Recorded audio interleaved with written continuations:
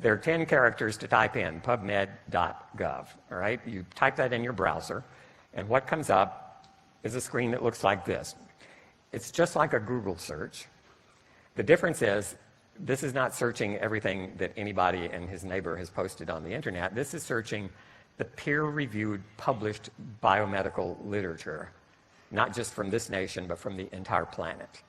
Every journal that meets the qualifications, that conducts peer-reviewed publication of biomedical research, is included in this database that's run by the National Library of Medicine of the United States of America. PubMed.gov is your tax dollars at work, and it's probably one of the most efficient and useful uses of your tax dollars. There are many, but this is up there. And it's an outstanding contribution of this country to the well-being of the entire planet, right? It works just like Google. So if you go bring up PubMed and you type in the search field something like Protandim, and you hit enter, what you see is all of the publications specifically discussing Protandim in the published peer-reviewed biomedical literature. And you might expect there would be hundreds because you may not have a feel for how this thing works. 6 is a very substantial number for where we are and how long we've been at this. Let me tell you, if you'd done this search 1 year ago, there were 3. Right? So in the last year, this has doubled. There's a 7th waiting in the wings, and I hope soon you'll see a 7th paper there. These are independently funded for the most part. The first couple were funded by the company, and everything after that has been independent, funded by private agencies such as Parent Project Muscular Dystrophy, such as the American Heart Association, and from federal funding, such as the National Institutes of Health. If you click on any one of those publications, what you see is the entire abstract, right? And if you see the icon in the upper right of this screen, it says free full text PDF file, a reprint format of this paper. Again, that icon always appears if the research was funded, at least in part, by federal money. That is, your tax dollars also supported, in some part, this study on the effect of Protandim on Duchenne muscular dystrophy. Because your tax dollars paid for it, you're entitled to download the full text research in a PDF file. And all 6 of the papers shown here have those downloadable PDF files available. Go back to the initial screen, and you type in, let's say, oxidative stress, you would find 81,000 hits. All right, that's a lot of research on oxidative stress.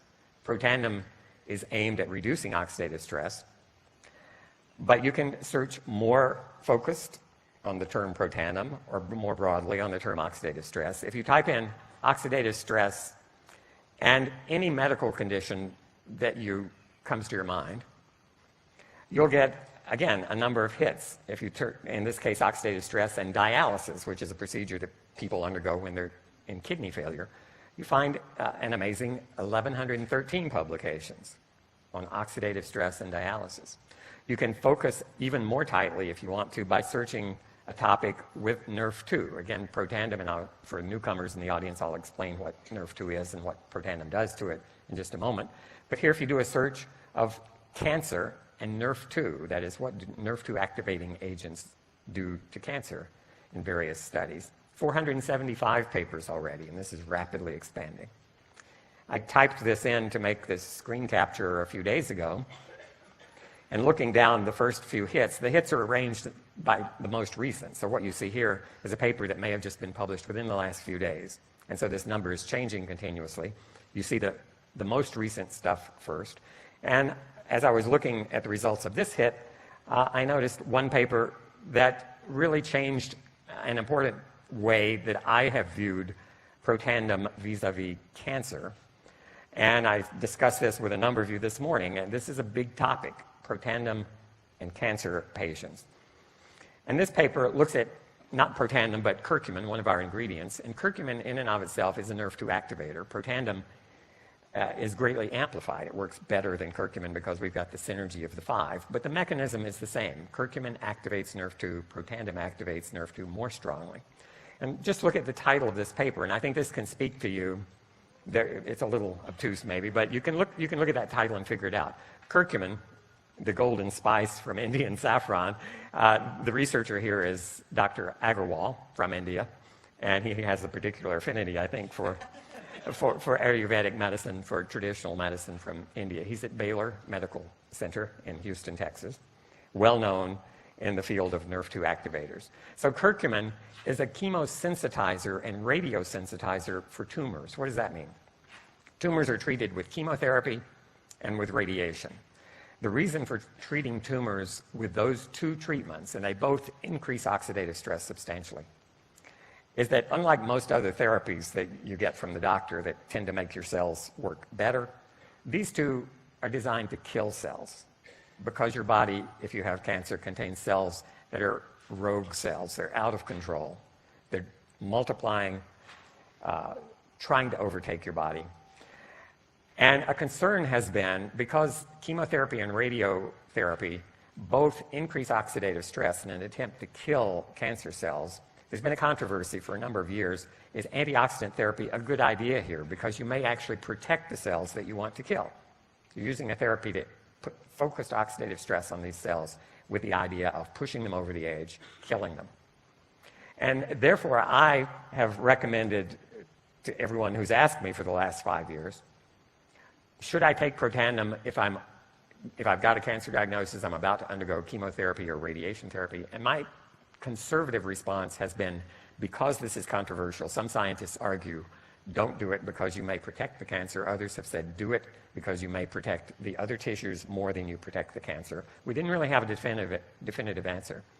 This paper says activating NRF2 actually sensitizes the tumors to radiation and to chemo. So it's going to have a bigger effect. Okay? And the other part of that title is just as important. NRF2 activators are chemoprotectors and radioprotectors for normal organs. So imposing a NRF2 activator changes the way that tumors and normal tissues respond to radiation, and it does it in the best possible way. It makes the radiation more effective at eliminating the tumor and less effective at causing damage to the rest of your body that really needs to survive. Right. So again, what's my point here? This is a changing scenario. Every week, I do these searches myself. I look at the most recent new papers that have just hit the press, and this is the kind of thing I learn.